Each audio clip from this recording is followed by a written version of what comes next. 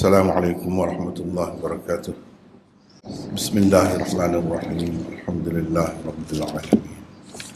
Wassalatu wassalamu ala sayyidina Muhammad wa ala alihi wa ashabihi ajma'in. Allahumma 'allimna ma jahilna. Hari ini kita mula nota baru. Nota ke-14 ni. Nota ke-14. Bermula dengan kaedah ke-85. Kaedah 85. Qad yaji'u ad-dhamir muttasilan bi syai'in wa huwa li ghairihi aw 'aidan 'ala mulabisi ma huwa lah. Maksudnya kadang-kadang dhamir, yakni kata ganti nama, berada selepas sesuatu perkataan. Sedangkan perkataan itu bukanlah marji'nya. Ia kembali kepada sesuatu yang ada kaitan dengan perkataan yang tersebut sebelumnya itu. Keterangan. Pada kebiasaannya dhamir kembali kepada sesuatu perkataan yang sesuai. Perkataan sesuai yang telah tersebut sebelumnya. Biasanya begitulah. Tetapi kadang-kadang ia tidak kembali kepadanya. Ini yang rumit. Sebaliknya kembali kepada sesuatu perkataan yang lain. Mungkin juga ia kembali kepada sesuatu yang ada kaitan dengan perkataan yang telah tersebut sebelumnya. Bukan kembali kepada perkataan itu sendiri, tapi kembali kepada sesuatu yang ada kaitan dengan perkataan itu. Jadi ada kalanya dhamir ni kembali kepada yang sekali tengok sepatutnya dia balik situ, tidak. Lain, perkataan lain, suku sakat. Itu yang pertama. Yang kedua, boleh jadi dia kembali tidak kembali kepada lafaz yang ada tu, tapi dia kembali kepada sesuatu yang ada kaitan dengan dia, perkataan itu. Jadi kalau tak tengok contoh tak nampak lagi, tengok contoh nampaklah. Lihat contohnya di bawah ini, baca situ. Aiman. Pertama, walaqad khalaqnal insana min sulalatin min tin thumma ja'alnahu nutfatan fi qararin makin. Bermaksud, dan sesungguhnya kami telah menciptakan manusia dari pati yang berasal dari tanah. Kemudian kami menjadikannya air benih yang disimpan dalam tempat yang kukuh, yakni rahim. Surah Al-Mu'minun ayat 12 dan 13. Baca. Dhamir ghaib yakni hu yang bersambung di hujung fi'il ja'alna di dalam ayat ke-12 kali pandang kembali kepada perkataan al-insan yang tersebut di dalam ayat ke-13 sebelumnya. Kerana perkataan itulah yang paling sesuai menjadi marji'nya. Tetapi tidak begitu. Al-insan itu bukan marji'nya. Kerana yang dimaksudkan dengan insan itu ialah insan pertama, iaitu Nabi Adam AS. Insan pertama menurut ayat ke-12 telah dijadikan daripada pati tanah. Ia tidak terjadi dari air mani atau air benih. Yang terjadi dari air mani ialah anak cucu Adam, bukan Adam itu sendiri. Jadi, anak cucu Adam itulah marji' dhamir tersebut sebenarnya. Ayat ke-12 bercerita tentang bahan asal kejadian Adam. Ayat ke-13 pula bercerita tentang bahan asal kejadian anak cucunya. Segolongan ahli tafsir berpendapat bahawa yang dimaksudkan dengan manusia di dalam ayat ke-12 ialah keturunan Adam, termasuk kita semua, yang berasal dari air mani. Berdasarkan penelitian saintifik, air mani itu pun berasal dari tanah setelah melepasi beberapa proses perkembangan. Melalui sistem pencernaan yang ada pada manusia, makanan yang merupakan hasil bumi berubah menjadi cecair. Ia bercampur dengan darah yang menyalurkan bahan-bahan hidup berupa mineral, vitamin dan lain-lain yang diperlukan oleh tubuh manusia ke seluruh bahagian anggotanya. Apabila manusia itu meninggal dunia dan dimasukkan ke dalam kubur di dalam tanah, maka badannya akan hancur lebur dan kembali menjadi tanah lagi, sesuai dengan firman Allah. Minha khalaqnakum wa fiha nu'idukum wa minha nukhrijukum taratan ukhra. Bermaksud, dari bumilah kami ciptakan kamu dan ke dalamnya kami akan mengembalikan kamu. Dan daripadanya pula kami akan mengeluarkan kamu sekali lagi. Surah Taha ayat ke-55. Ayat ke-13 pula bermaksud, kemudian kami, yakni Allah, tempatkan pati air mani itu di antara dalam tulang sulbi dan tulang dadanya. Apabila suami isteri menjalinkan hubungan kelamin, ia ditumpahkan ke dalam rahimnya, iaitu suatu tempat penyimpanan yang kukuh bagi janin sampai saat kelahirannya. Kalau mengikut tafsiran kedua ini, maka kaedah ke-85 di atas tidak berlaku pada firman Allah itu. Tetapi tafsiran pertama lebih kuat berdasarkan dalil-dalil yang lain.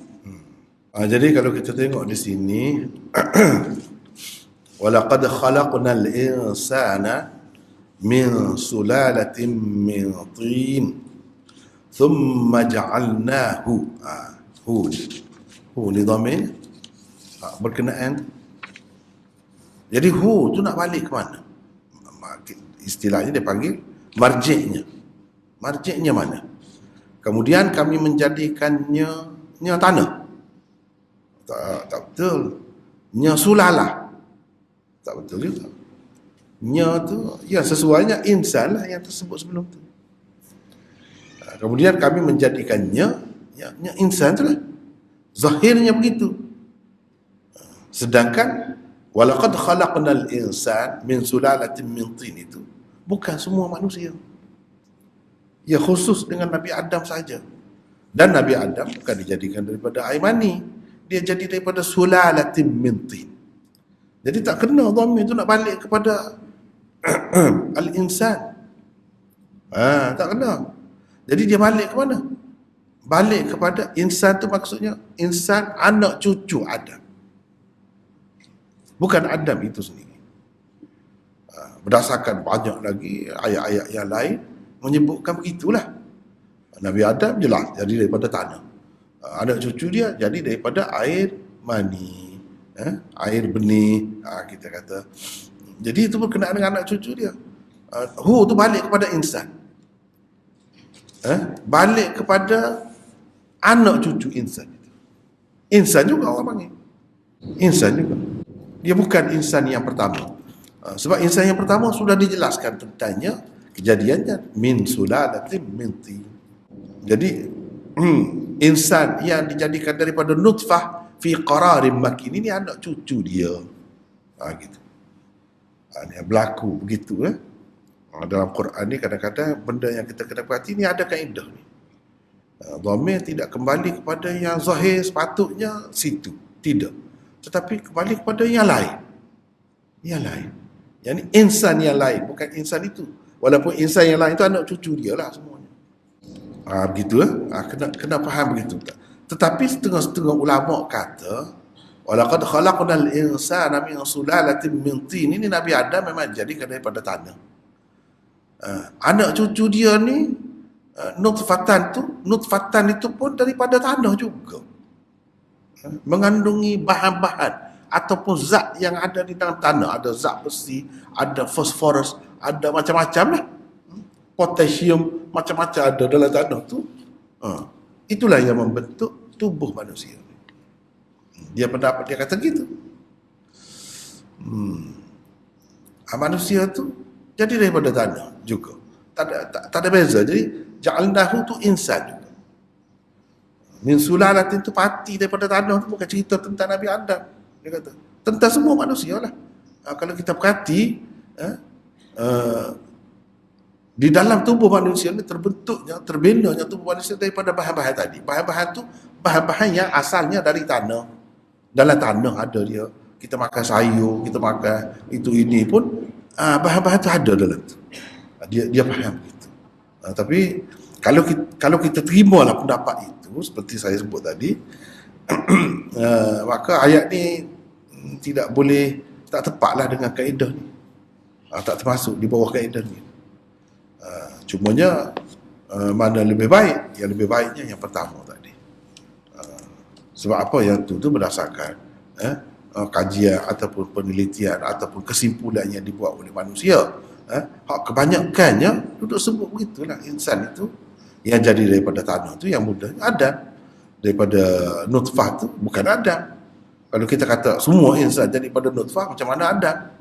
Jadi sudah suku dah berbeza. Ini Nabi Adam, kejadian daripada tanah. Anak cucu dia selesai masalah. Sedangkan memang ada kaedah pun gitu. Boleh kita pakai, kita tak jadi masalah. Sebabnya dia kata kalau kita tidak kata insan yang pertama tu, insan yang kedua juga, hu tu maksudnya anak cucu Adam. Jadi dhamir nak balik ke mana? Itu yang jadi masalah je. Dhamir ni mesti ada marji' dia. Jawabnya kaedah tadi lah. Bila pakai kaedah tadi selesai masalah. Itu pentingnya kita tahu kaedah. Yang kedua, baca. يا أيها الذين آمنوا لا تسألوا عن أشياء إن تبد لكم تسؤكم وإن تسألوا عنها حين ينزل القرآن تبد لكم عفى الله عنها والله غفور حليم قد سألها قوم من قبلكم ثم أصبحوا بها كافرين. Bermaksud, wahai orang-orang yang beriman, janganlah kamu bertanyakan kepada Nabi perkara-perkara yang jika diterangkan kepadamu akan menyusahkanmu. Dan jika kamu bertanya mengenainya ketika diturunkan Al-Quran, tentulah akan diterangkan kepadamu. Allah maafkan kamu dari kesalahan bertanyakan perkara-perkara itu yang tidak dinyatakan di dalam Al-Quran, kerana Allah Maha Pengampun lagi Maha Penyantun. Sesungguhnya perkara-perkara yang serupa itu pernah ditanyakan kepada Nabi mereka oleh suatu kaum dahulu sebelum kamu. Kemudian mereka menjadi kafir dengan sebab pertanyaan itu, kerana setelah diterangkan mereka tidak menerimanya. Surah Al-Ma'idah ayat 101 hingga 102. Sepintas lalu, dhamir ha di akhir sa'alaha yang tersebut pada ayat 102 itu kembali kepada perkataan asya' yang tersebut pada ayat sebelumnya. Sedangkan tidak begitu sebenarnya. Sebaliknya, ia kembali kepada perkara-perkara lain yang serupa dengannya. Ini kan kalau kita perhati,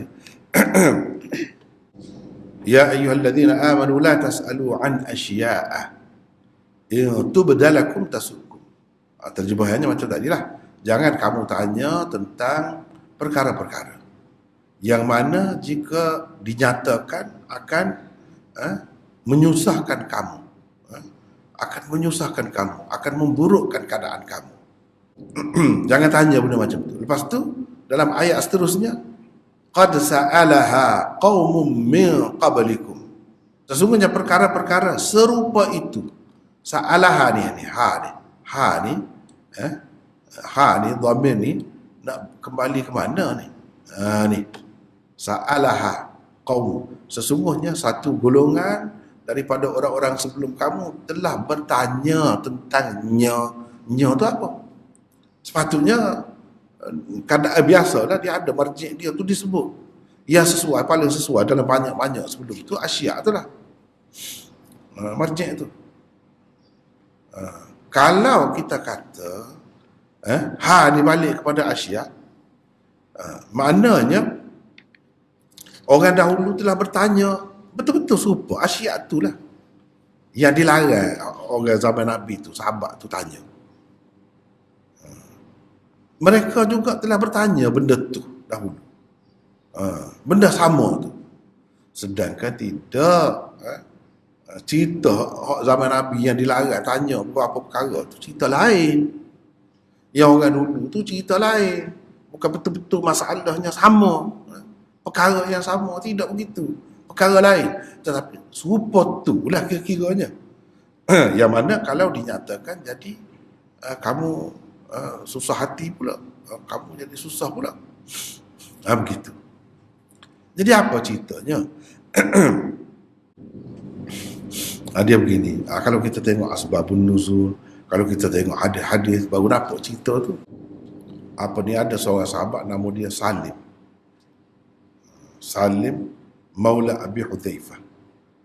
Salim ni ada orang duduk, ialah seperti kita baca dah sebelum ni kan, dalam tafsir tu, pernah di suatu peringkat tu apa-apa munafik ini aktif betul lah, aktif betul, buat kerja sungguh-sungguh. Antaranya ialah memecah belahkan masyarakat Islam, melemahkan masyarakat Islam, menghina masyarakat Islam dan menimbulkan keraguan, perbalahan di kalangan orang Islam. Itu kerja dia. Menampakkan keluarga Islam ni tidak stabil, tidak aman, tidak bahagia, tidak jujur, begitu. Jadi dikatakan dia ni bukan anak ayah dia yang sebenar, bukan anak dia, ayah dia yang sebenarnya. Dia ni anak orang lain, mak dia dulu berzina. Mak dia dulu berzina, dia ni anak orang lain. Jadi dia tu duduk terbukulah dalam hati dia, sedih. Manusia dia kan, dia tak tahu cerita mak dia tu macam mana dulu, sebab dalam semasa Nabi tu berapa ramai daripada jahiliyah, latar belakangnya asal, lepas tu masuk Islam. Jadi cerita-cerita lama tu ada macam-macam lah kalau nak sebut cerita lama tu. Semasa jahiliyah kalau kita kira mengikut Islamnya tu, tak kira bila masuk Islam tu habis dah, hapus dah. Tapi orang nak sebut-sebut dia terganggu juga fikiran.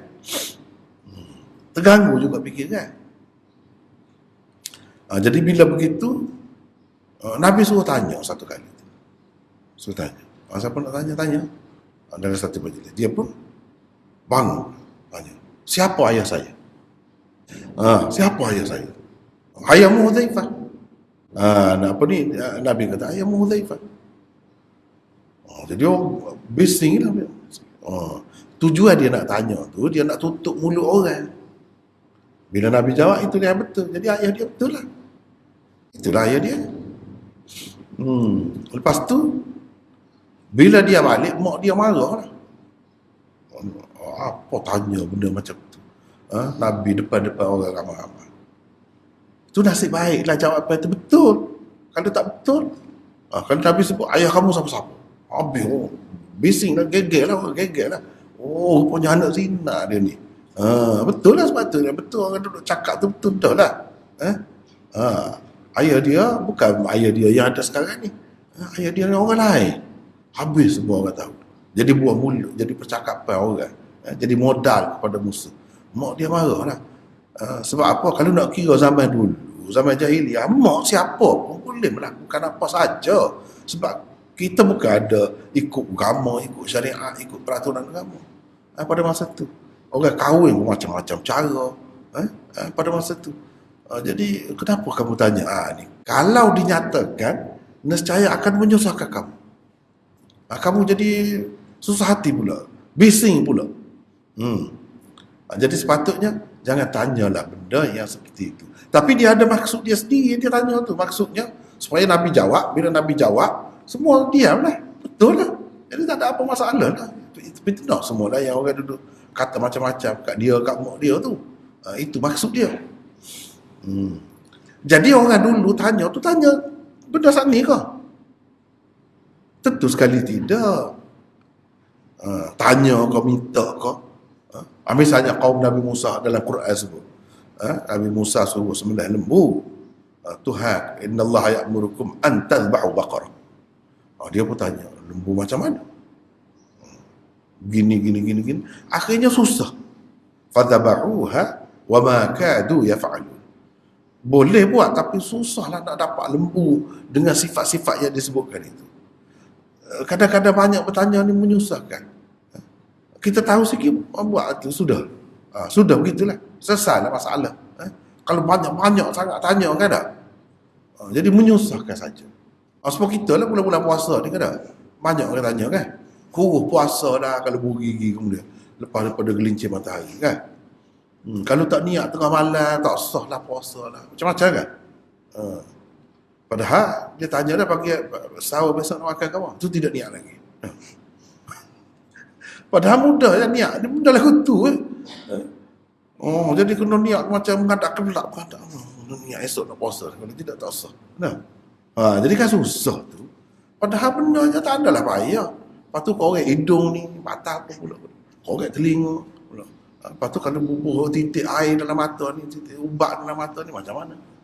Benda-benda yang forno sebenarnya masih khilaf lagi. Benda-benda yang asalnya tak ada benda tu. Jadi bila tak ada, kita tak kisahlah. Kecuali yang jelas. Itu lain lah. Kalau tidak jelas tu, terutamanya masih ada khilaf, tak perlu sibuk lah. Tak perlu sibuk. Menyusahkan kita juga. Bila dia tidak sebut tu, kiranya ada kelonggaran tu di situ. Jadi jangan tanya. Di sini qad sa'alaha ni, kalau kita kata asya' tu, contohnya tadi, kes tadi. Adakah orang tanya kes tadi dulu? Zaman Nabi Musa dulu? Zaman Nabi Isa dulu? Tidak. Tapi yang seumpama itulah. Yang mana kalau dinyatakan jadi malu depan orang ramai. depan orang ramai. Jangan tanya macam tu. Jadi makna ha tu tidak kembali kepada asyak tu betul, tetapi sesuatu benda lain yang serupa dengan asyak tu. Jadi asyak tu yang ditanya semasa Nabi. Orang dulu ni umat dulu. Tentulah masalah yang dia tanya tu tidak betul-betul 100% sama dengan sahabat tanya tadi. Banyak lagi masalah lain. Jadi nak ceritanya, kalau Nabi SAW tak ada cerita apa, Allah tak ada cerita apa, itu makna dia kira maaf lah tu. Tak apalah tu. Kalau tak boleh sungguh, dia sebut dah. Dia sebut dah. Bila dia tidak sebut tu, kira dimaafkan lah. Tak apa lah tu. Jadi di sini nak ceritanya, ni kalau betul-betul balik kepada asyak, tak betul. Sebab asyak ni berlaku di zaman Nabi. Orang tanya ni, sa'alaha qaumun min qablikum, ni orang dulu. Ada orang dulu tanya betul-betul 100% serupa dengan sahabat Nabi tanya tadi? Tidak. Cuma soalan-soalan lain lah yang seumpama itu. Yang seumpama itu. Jangan ditanya, tak perlu banyak-banyak tanya. Begitu. Nampak? Jadi dhamir ni tidak balik situ, tapi balik kepada sesuatu yang lain. Sesuatu yang lain itu apa? Ya, jika dinyatakan akan menyusahkan kamu. Yang ketiga baca. Ketiga, millata abikum Ibrahim wa sammakumul muslimina min qablu wa fi hadha.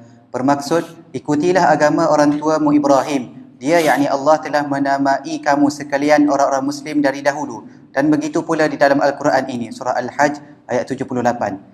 Pada zahirnya, dhamir huwa itu kembali kepada Ibrahim. Tetapi tidak begitu. Sebenarnya ia kembali kepada Allah yang terletak lebih jauh sebelum Ibrahim. Buktinya ialah tersebut selepas itu rangkai kata wa fi hadha, yang bermaksud dan begitu pula di dalam Al-Quran ini. Yang menyebut nama Muslim untuk kita di dalam Al-Quran bukan Nabi Ibrahim, tetapi Allah sendiri. Nampak? Jadi di sini, millata abikum Ibrahim, ikutilah, ittabi'u millata Ibrahim. Jadi millata Ibrahim itu orang panggil, kalau dari segi i'rabnya jadi maf'ul bagi fi'il yang mahdhuf. Agama Nabi Ibrahim apa? Ikutlah agama Nabi Ibrahim. Jangan pakai yang millah Ibrahim yang sesat sekarang tu, yang sibuk tu, itu cerita lain. Itu dia dakwa millah Ibrahim. Tapi sebenarnya tak betul. Ni Nabi Ibrahim sungguh. Nabi Ibrahim tu ajaran dia macam Nabi kita lah. Jadi kalau kata ikut Nabi ni masalah sangat. Ya, kamu boleh terima kan Nabi Ibrahim? Apa yang dibawa oleh Nabi kita ni pun dibawa oleh Nabi Ibrahim lah juga. Jadi millata abikum Ibrahim ni kalau kita tak bubuh dalam kurungan ni, ikutilah. Terus agama orang tuamu Ibrahim. Abikum tu ayah kamu tu, orang tua kita lah. Ibrahim. Apa agama Nabi Ibrahim? Kalau kita cakap gitulah dalam bahasa Melayu, orang tak faham. Agama orang tuamu Ibrahim apa nak cerita apa? Tapi kalau bahasa Quran ini, cuba tengok. Di baris tu kita tak baris. Millatu, kau millati, kau millata. Millata. Kalau millata, dia jadi apa? Sebab apa baris dia atas? Senang kan kita kata? Dia jadi maf'ul bagi fi'il yang mahdhuf. Sebab itulah kita buat dalam kurungan, ikutilah agama orang tuamu Ibrahim. Ikut. Barulah faham. Kalau tiba-tiba semata-mata kata agama orang tuamu Ibrahim, apa? Kenapa? Bagus ke? Kena buat apa dengannya? Tak jelas, tergantung. Tapi bila sebut fi'il tu, kita nak tahu mana fi'il. Kalau bahasa Melayu susah nak tahu. Kalau bahasa Arab, sebab dia sebut millata. Bila millata jadi maf'ul. Sebab itu mansub dia panggil. Jadi maf'ul. Kalau maf'ul, fi'il dia apa yang sepatutnya kita takdirkan? Sepatutnya ikutilah, ittabi'u millata Ibrahim. Selesai masalah. Satu. Dan dia huwa tu dia, Allah. Setengah-setengah ahli tafsir dia kata dia sebab tadi Ibrahim sebut dia. Dia yang menamakan kamu tu Islam. Ibrahim tu lah yang menamakan kamu, bagi nama Muslim kepada kamu tu Ibrahim. Sebab kan sebelum di Ibrahim, jadi huwa ni lah yang dikatakan dhamir tu. Dhamir ni kira-kiranya sahihnya balik situ lah munasabahnya. Tapi Quran jangan. Kamu baca Quran ni, kamu baca Quran ni, kamu mesti kena pandai betul. Baca tu boleh pahala, tapi nak faham, begini nak kata begini. Nanti dulu tengok baik-baik. Kalau saya pilih Allah di sini. Dia tu Allah. Padahal Allah tak ada sebut sini. Dia telah menamai kamu sekalian orang-orang Muslim min qablu, dari dahulu. Ini sebelum Nabi kita, zaman Nabi Isa, zaman Nabi Musa, zaman Nabi mana-mana lah. Sampai kepada Ibrahim tu, Allah telah bagi nama kepada orang Islam ni Muslim. Dan di dalam Al-Quran ini, di sini masalah. Dan di dalam Al-Quran ini, Allah menamakan kamu ni Muslim dalam Quran ini. Siapa yang menamakan dalam Quran itu? Allah ke Ibrahim? Quran itu masa Ibrahim ada dah ke? Tak ada kan? Jadi sebut dalam Quran ni orang Muslim tu, siapa yang sebut? Allah. Memanglah Nabi Ibrahim ada sebut juga, ada sebut juga. Rabbana waj'alna muslimaini laka wa min dzurriyyatina. Anak cucu kami. Tapi anak cucu Nabi Ibrahim ni, anak cucu Nabi Ismail bukan semuanya Islam. Bukan semuanya Islam. Ya kafir Quraisy tu pun anak cucu dia juga. Jadi kalau kata tu tak jelas. Yang jelasnya Allah sebut kita ni Muslim. Sebab apa? Sebab wa fi hadza. Ada sebut wa fi hadza. Menunjukkan yang menamakan Muslim itu Allah. Kalau kita nak terima Ibrahim, bukan Ibrahim saja, bukan Ibrahim memandai-mandai dia sendiri, idea dia sendiri, tidak. Tetapi daripada Allah. Kalau kita kata Allah, boleh. Itu Nabi Ibrahim sebut, iyalah Nabi Ibrahim sebut daripada Allah lah. Seperti kita kata Nabi Ibrahim membina Kaabah, betul. Tapi kalau kata Allah bina Kaabah, betul juga. Sebab Allah yang suruh. Asalnya Nabi Ibrahim bina di situ tu siapa suruh?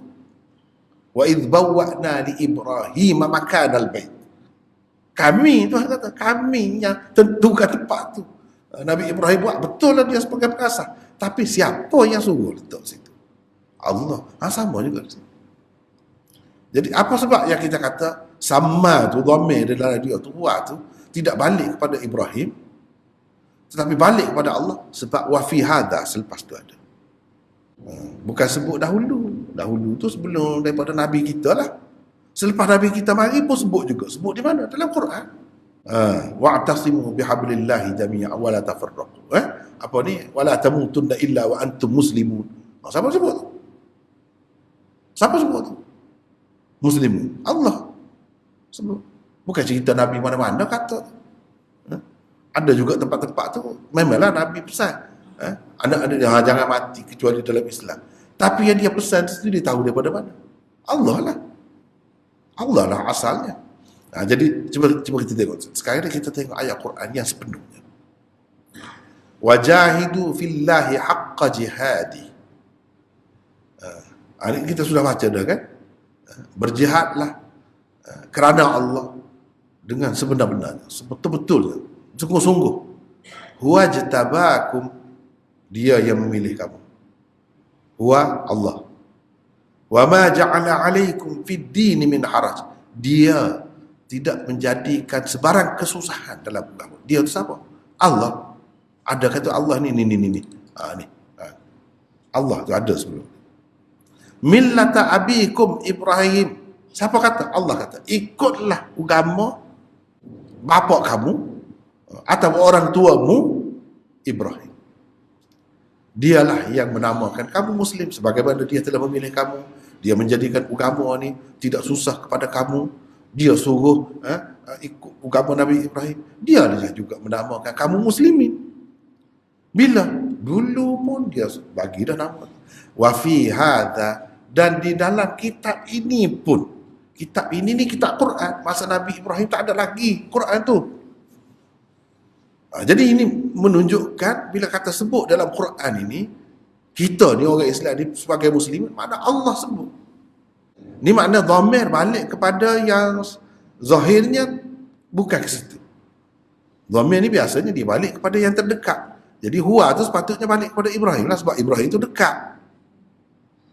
Lepas tu Ibrahim tak bagi nak tak kata orang Islam ni Muslim. Dia kata. Cuma di sini huwa ni kita nak balik kepada Ibrahim ke nak balik kepada Allah? Tu yang persoalannya. Nabi Ibrahim pun kata kita Muslim juga. Huwa tu dhamir tu nak balik kepada. Kalau mengikut kaedah ni, huwa tu tidak balik kepada Ibrahim. Kalau balik kepada Ibrahim, tak termasuk di bawah kaedah ni. Tu ceritanya. Baru masuk di bawah kaedah 85 ni, apabila kita kata huwa tu balik kepada Allah, bukan balik kepada Ibrahim. Baru masuk. Dan memang ada pun ulama yang kata begitu. Bahkan dia ada alasan. Apa alasannya? Wa fi hadha. Ni bukti dhamir itu balik kepada Allah, bukan balik kepada Ibrahim. Sebab kepada hadha tu apa makna? Hadha tu maknanya Quran. Nabi Ibrahim kata dalam Quran. Tak ada. Bukan.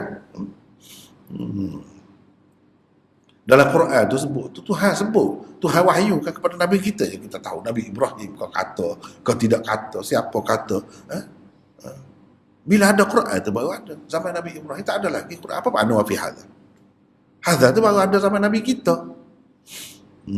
Ini menunjukkan huwa tu, walaupun zahirnya nampak lebih sesuai, lebih patut, mengikut kaedah biasalah balik kepada Ibrahim. Tapi di sini tidak. Itu pendapat ulama yang pakai kaedah ni lah. Dia kata ayat ni termasuk dalam bawah kaedah ni. Tapi kalau orang yang kata huwa ni balik kepada Ibrahim, tak termasuk lah. Habis cerita lah. Dia tak termasuk di bawah kaedah ni. Sebab dhamir tu balik kepada yang biasa lah. Seperti mana biasa, balik kepada yang terdekat lah. Marjik dia tu. Tak termasuk di bawah kaedah ni. Kalau kita nak kata masuk bawah kaedah ni, kita kena kata huwa ni tidak balik kepada Ibrahim. Itu nak cerita. Kemudian yang keempat wajaran.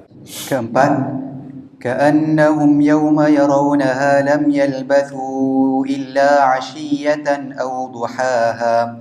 Bermaksud sangatlah dahsyat huru-hara hari itu sehingga orang-orang yang bersalah merasa pada masa melihatnya seolah-olah mereka tidak tinggal di dunia melainkan sekadar satu petang atau paginya sahaja. Surah An-Nazi'at ayat 46. Dhamir pada duhaha tidak kembali kepada asyiyah. Sebaliknya, ia kembali kepada sesuatu yang ada kaitannya dengan perkataan asyiyah itu, iaitu perkataan yauma, yakni hari. Kerana waktu duha bukan kepunyaan asyiyah, yakni waktu petang. Tidak ada waktu duha pada waktu petang. Waktu duha hanya ada pada pagi. Hari yauma yang juga mempunyai petang. Contoh keempat ini adalah untuk dhamir yang kembali kepada sesuatu yang ada kaitan dengan perkataan yang telah tersebut sebelumnya, dan ia adalah sesuatu perkataan yang lain. Ada kaitan. Bukan perkataan itu sendiri, dhamir itu balik ni. Illa ashiyatan au duhaha. Ha ni. Nak balik ke mana ni ha ni? Balik kepada ashiyatan. Ashiyatan tu ada petang. Jadi adakah waktu petang ni? Ada duha pula waktu petang. Tak ada waktu duha di pagi. Jadi kalau kita balik kepada duhanya, duha petang itu, apa makna duha petang? Tapi kalau kita balik asyiyah tu petang, pagi petang, itu sebahagian daripada hari. Hari yang ada kaitan dengan petang ialah hari yaum. Itu yang ada kaitan dengan petang ke pagi ke yaum, hari itu. Jadi balik kepada hari. Hari bagi petang itu. Duha bagi hari petang itu. Secara dia. Melainkan sekadar satu petang atau paginya sahaja. Paginya. Nya tu nak balik ke mana? Paginya, pagi petang. Paginya, pagi petang. Mana ada petang, ada paginya? Mana ada petang waktu duha? Tak ada. Jadi apa yang sepatutnya nya tu? Satu petang atau pagi bagi hari yang ada duha yaumi asyiyat. Duha suatu hari yang ada petangnya. Hari tertentulah maksudnya. Jadi dia tidak balik kepada asyiyatan. Tapi zahirnya apa? Boleh balik ke situ tu. Sebab asyiyatan mu'annas. Mu'annas dah. Mu'annas dah. Dah kalau mu'annas boleh balik situ lah. Tak boleh. Sebab apa? Mana petang ada waktu duha pulanya. Petang tu boleh kita bagi kepada tengah hari pula, boleh bagi kepada waktu duha pula, boleh bagi syuruk pula, boleh bagi kepada waktu zuhur pula. Takkanlah macam tu. Dengan sebab itu dia termasuk di bawah kaedah ni. Makna kita kena beringat orang yang mengaji tafsir, mengaji Quran, dia kena ingat kadang-kadang dhamir ni kita sangka dengan sebab sepintas lalu kita tengok balik ke situ, rupanya tidak. Kalau balik ke situ rosak maknanya. Rosak maknanya. Lepas tu kenapa Allah SWT buat gitu? Ada kaedah lah. Tak lari daripada kaedah. Ada kaedah. Ada kaedahnya. Tak lari daripada kaedah. Tak boleh orang kata salah ni. Dengan sebab itu jadi kurang nilai bahasa Al-Quran ni. Dengan sebab itu tidak. Jadi kalau kata au duha yaumiha, tak sedap lah. Illa asyiyatan au duhaha. Kalau kata au duha yaumiha, lain, jadi tambah pula perkataan tu, tak sama tu. Jadi begitulah caranya. Jadi ini bukan balik kepada perkataan ni, balik kepada suatu perkataan lain yang ada kaitan dengan asyiyah itu. Tapi perkataan lain tu kena ada kaitan dengan petang tu. Apa perkataan lain? Hari lah. Hari. Baru ada kaitan petang, pagi, tengah hari ini. Hari. Apa? Bukan malam. Hari. Kalau malam tu tak ada lah duha. Duha apa waktu malam. Tengah hari apa, zuhur apa, waktu malam. Dia kena balik kepada hari. Yaum. Yaum tu sesuatu yang ada kaitannya dengan asyiyah. Asyiyah tu sebahagian daripada yaum. Duha pun sebahagian daripada yaum. Tengah hari waktu zuhur pun satu bahagian daripada yaum, hari. Kalau kita balik situ tu rosak makna. Tak betul. Lepas tu boleh ke kita buat gitu? Boleh lah itu sebab ada kaedah ni. Tak ada siapa pun kata salah. Dengan sebab ni orang kritik Quran. Kalau kritik orang balas balik. Tak belajar. Tak belajar. Padahal ada kaedah ni. Orang yang boleh kata begitu, orang yang belajar jugalah. Kalau tak belajar, keliru juga. Sebab nampak betul dah tu. Sesuai dah tu. Tapi kalau fikir makna dia, duha bagi petang. Adakah petang yang ada duha pula? Itu masalah. Duha ni tak ada pada waktu petang. Dia jadi rosak makna dari sudut tu lah. Dari sudut tu. Contoh keempat ini adalah untuk dhamir yang kembali kepada sesuatu. Sesuatu tu yaum tu lah. Yang ada kaitan dengan perkataan yang telah tersebut sebelumnya. Perkataan yang telah tersebut sebelumnya tu asyiyatan tu. Dia tidak balik kepada asyiyatan itu sendiri, tapi dia balik kepada sesuatu yang lain. Tetapi sesuatu yang lain tak ada kaitan dengan yang disebut. Begitu. Lepas tu kaedah 86. Kita ada masa lagi. Baca. Kaedah ke-86. Qad yahtamilu al-lafzu 'iddata ma'anin wa yakunu ahaduha huwa al-ghalib isti'malan fil Quran fayuqaddamu. Kadang-kadang lafaz mempunyai beberapa arti, tetapi salah satu daripadanya lebih biasa dalam penggunaan Al-Quran. Dalam keadaan ini, arti itulah yang perlu diutamakan. Jadi kita tak sebut tadi yang dalam kurungan tu sebab kira yang asal. Kadang-kadang lafaz, yakni sesuatu lafaz. Lafaz mana? Lafaz Al-Quran. Sebab kita qawaid tafsir ni tak lari daripada Quran semua. Semua Quran. Semua Quran. Jadi kalau kata lafaz, lafaz Quran. Kadang-kadang kita bertemu di dalam Quran ni sesuatu lafaz Al-Quran ada beberapa arti. Jadi kita nak pakai yang mana? Nak utamakan makna mana daripada banyak makna? Perkataan maula saja berpuluh-puluh, 70 lebih makna. Maula saja. Fa inna Allah huwa maula wa Jibril wa salihul mu'minin, kan? Maula tu mana? Banyak sangat makna. Jadi kita nak pakai dengan makna mana di sini? Di sini. Mungkin di tempat lain pula. Di sini kita nak pakai dengan makna mana? Antara benda yang kita kena perhatinya, kebanyakan dalam Quran perkataan itu dipakai dengan makna mana?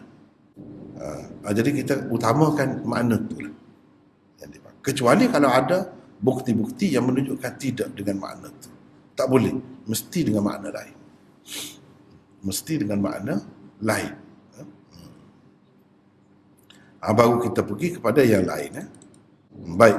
Apabila sesuatu lafaz di dalam Al-Quran mempunyai beberapa arti, maka arti yang perlu diutamakan, yang diterjihkan lah, kita terjihkan, ialah yang lebih biasa digunakan di dalamnya. Walau bagaimanapun tidaklah semestinya dipakai dengan arti itu sahaja, tak mesti. Tak mesti. Arti yang lain juga boleh dipakai jika sesuai dengan siyak kalam atau jalinan ayat. Kalau sesuai, boleh kita pakai dengan makna lain pun. Tak mesti kita pakai dengan makna kebanyakan. Di bawah ini adalah sebahagian daripada contoh-contohnya. Baca sikit. Pertama, wal-laili idza as'as, bermaksud demi malam apabila ia hampir menjelma. Surah At-Takwir ayat 17. Perkataan as'as mempunyai dua erti yang berlawanan, hampir datang dan hampir pergi. Untuk kedua-dua erti itu ada sokongannya daripada firman Allah di dalam Al-Quran. Kerana itu ada pentafsir memakainya dengan erti hampir datang atau menjelma, dan ada pula yang mentafsirkannya dengan erti hampir pergi, hampir habis atau hampir meninggalkan gelapnya. Orang-orang yang mentafsirkannya dengan erti hampir pergi akan menterjemahkannya dalam bahasa Melayu sebagai contohnya dengan dua terjemahan seperti di bawah ini. Pertama, dan demi malam apabila ia hampir habis. Atau kedua, demi malam apabila ia telah hampir meninggalkan gelapnya. Antara firman Allah yang menyokong ia dipakai dengan erti hampir pergi ialah wal-laili idh adbar, bermaksud dan malam apabila ia telah berlalu. Surah Al-Muddathir ayat ke-33. Orang-orang yang memakainya dengan erti hampir datang atau menjelma pula menjadikan firman-firman Allah di bawah ini sebagai dalil sokongannya. Pertama, wal-laili idza yaghsha wan-nahari idza tajalla, bermaksud demi malam apabila ia menyelubungi, yakni segala-galanya dengan gelap gelitanya, dan siang apabila ia lahir terang benderang. Surah Al-Lail ayat 1 dan 2. Kedua, wan-nahari idza jallaha wal-laili idza yaghshaha, bermaksud dan siang apabila ia memperlihatkannya, yakni matahari dengan jelas nyata, dan malam apabila ia menyelubunginya dengan gelap gelita. Surah Asy-Syam ayat ke-3 dan 4. Ketiga, wad-duha wal-laili idza saja, bermaksud demi waktu duha, yakni waktu matahari sepenggalahan naik, dan malam apabila ia sunyi sepi. Surah Ad-Duha ayat 1 dan 2. Berdasarkan kaedah ke-86 ini, segolongan ulama tafsir mengutamakan erti hampir datang untuk perkataan as-as kerana terdapat lebih banyak firman Allah yang menyokong erti itu, seperti dapat anda lihat pada contoh-contoh yang dikemukakan di atas. Nah, ni kan, cuba kita tengok sini. Wal-laili idza as'as was-subhi idza tanaffas. Sama sin belakang kan. Wal-laili idza as'as.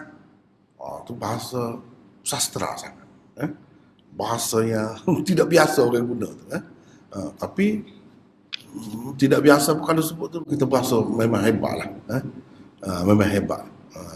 Contohnya kalau bahasa Melayu, kita kata jiwa. Jiwa tu biasa dengar ada kan. Sukma. Dia guna sukma. Sukma tu bahasa sastra. Dia tidak kata jiwaku merintih, tetapi sukmaku merintih. Sukma. Bukan semua orang faham. Tapi nak kata perkataan itu ganjil, orang tak tahu, baru sebut orang tak tahu. Ada juga. Ahli-ahli sastra terutama dia tahu perkataan itu. Bahkan dia kata, itu lebih dalam lagi. Lebih dalam lagi. Jadi as-as itu demi malam apabila ia hampir menjelma. Kalau kita bertemu orang terjemah begini, betul juga. Begitu. Ja'a mana datang? Ja'a pun ke mana pergi? Tengah-tengah tempat tu mana begitu? Dia ada dua yang berlawanan makna dia tu. Banyaklah yang seumpama itu tu dalam bahasa Arab, bahasa Melayu pun sama, bahasa mana-mana pun sama. Memang dia ada perkataan yang sama begitu. Jadi dikongsi bersama begitu ya. Mempunyai dua arti yang berlawanan. Dua arti yang berlawanan. Hampir datang dan hampir pergi. Itu makna dia. Kalau hampir datang, kan lawan dia hampir pergi. Berlawanan itu. Misalnya kalau kita kata dalam hadis lah, seorang sahabat tu ata ila Rasulullah, datang kepada Rasulullah, pergi kepada Rasulullah, boleh. Untuk kedua-dua arti itu ada sokongannya daripada firman Allah di dalam Al-Quran. Jadi tidak boleh menyalahkan satu sama lain, tak boleh. Sebab kedua-duanya ada sokongan. Jadi banyak tak terbaiki ni kerana baiki sendirilah. Kerana itu ada pentafsir memakainya dengan arti hampir datang atau menjelma, dan ada pula yang mentafsirkannya dengan arti hampir pergi, hampir habis, atau hampir meninggalkan gelapnya. Satu perkataan lah saya rasa dalam bahasa Melayu ada orang guna dua. Kalau terutamanya kalau orang tulis surat zaman dulu. Zaman dulu tulis surat kan tak ada SMS apa ni. Jadi bila tulis surat tu, bagaimana keadaan orang di sana? Di sana tak apa. Keadaan orang di sana baik-baik, dia kata. Dia tulis surat kepada anak dia. Di sana tu maksud orang yang mengirim. Sebab kalau kita kata di sana, dia yang macam apa di sana, di sini lah. Jadi kalau dia nak tanya bagaimana keadaan orang di sini tu maksudnya di sana. Maksudnya tempat dia hantar surat tu. Bila baca, bagaimana keadaan orang di sini? Ya ada. Baik-baik, ya, semua kita kata dah. Jadi di sana tu kadang-kadang diguna dengan makna di sini. Ada tempatnya memang di sana lah makna dia. Dua yang berlawanan. Dulu satu kisah saya sendirilah. Sebab kita di berkawan macam-macam kan, latar belakang ni macam-macam saya ni, kawan-kawan ya. Mula-mula tu saya tak biasa lagi dengan bahasa Perak ni, bahasa Perak. Awak mana tahu kata dia. Kenapa dia kata awak? Awak tu mana saya? Awak tu bagi dia saya. Gitu. Kita kata, kenapa dia kata awak? Bila kita kata gitu dah, kita tak kata gitu. Awak mana tahu? Dia kata ke saya. Ke kita ke awak tu? Rupanya dia tidak kata kita, awak tu dia guna untuk saya, untuk dia yang bercakap tu. Tu kan? Mana dua yang berlawanan. Kadang-kadang bahasa ni ada begitu. Menyebabkan kita peninglah sekali lalu tu. Sekali dengar, rupanya dia macam tu lah. Macam tu. Dia macam-macam. Jadi Quran ni kan dia guna bahasa. Jadi bahasa tu kena perhati betul-betul. Ada kalanya kita kata sini salah. Sini kalau pilih yang ni pun betul, yang ni pun betul. Cuma mana lebih betul? Sini masalah. Mana lebih betul? Setengah-setengah ulama dia pakai kaedah ni, dia kata yang lebih betul ialah yang lebih banyak terpakai dalam Quran. Kalau malam ni datang ke pergi? Menjelma ke menghilang? Jawabnya lebih banyak menjelma, datang, mari. Jadi contoh bagi orang, ini terjemahan lah ni, ini terjemah ada yang terjemah begini, ada yang terjemah begini. Mana hampir meninggal, pergilah maksudnya. Jadi orang yang terjemah begini salah, tidak salah. Betul juga. Jadi dia kata firman Allah dia menyokong dengan makna hampir pergi. Walaili id adbara, demi malam apabila dia pergi. Apabila dia berlalu. Asal mana adbara, paling belakang. Berpaling belakang, mana nak pergilah. Kalau dia tidak nak pergi, dia menghadap kita.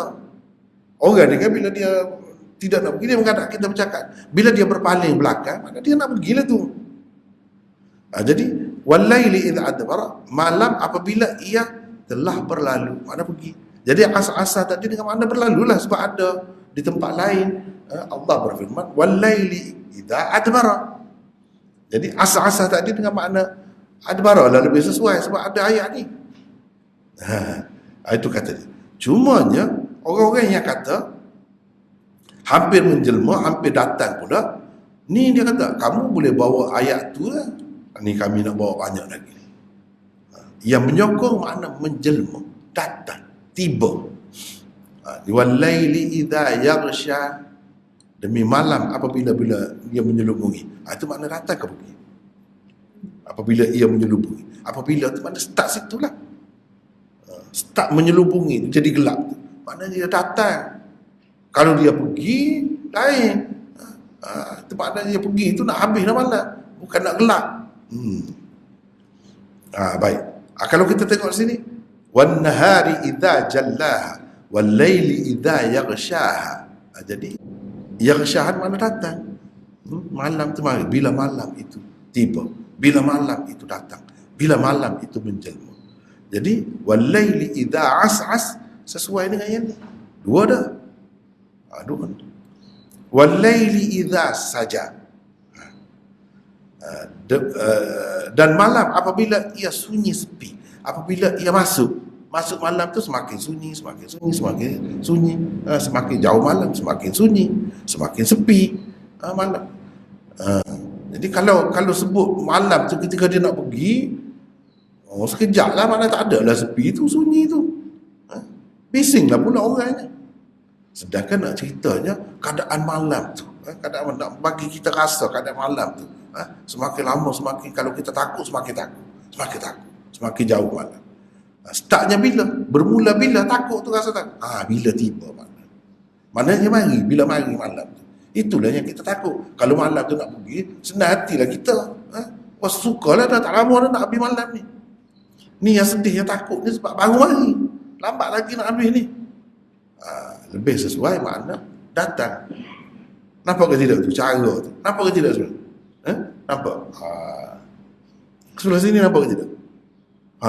Jadi 2-3 dia kata, kalau berebut begitu, ada dua makna, boleh dua arti. Kita nak terjih yang mana? Terpulang. Kalau yang pertama dia ada bukti juga. Yang kedua boleh. Dengan sebab itu kita kata terjemahan ni pun betul, terjemahan ni pun betul. Maknanya kalau kita jadi pengadil, orang yang mahir Quran ni jadi pengadil, dia tidak menyalahkan. Cuma kalau dia nak kurang pun markah lah kurang tu. Nak kata tak boleh langsung, dia bagi juga markah. Cuma nak banding dengan yang ni, ni lebih lagi. Dia boleh lah buat keputusan bila dia tahu kaedah ni. Kalau dia tak tahu, bayangkan macam mana dia buat keputusan. Mana?